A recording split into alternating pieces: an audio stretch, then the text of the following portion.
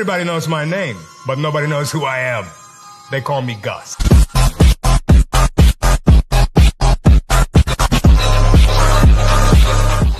My dad went away, I was devastated. He was 50 years old when he went in.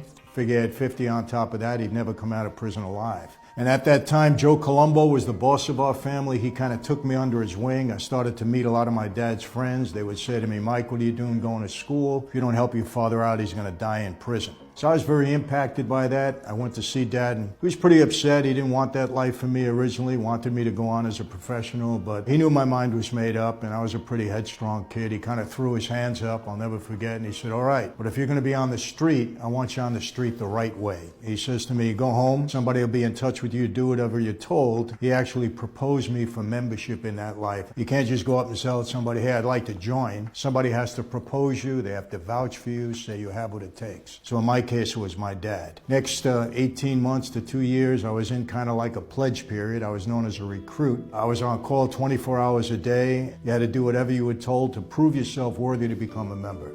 Halloween night, 1975, I was called into a room with 5 other gentlemen. It was a very solemn ceremony. The 6 of us walked into a room individually, boss seated at the head of a horseshoe configuration. Walked down the aisle, stood in front of the boss, held out my hand. He took a knife, cut my finger. Some blood dropped on the floor.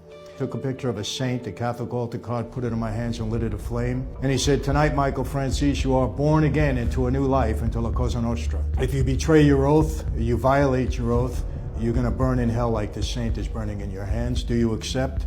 And I said, yes, I do. We're getting ripped tonight. All right, Peter. Wanna watch Prezi Plain Jane.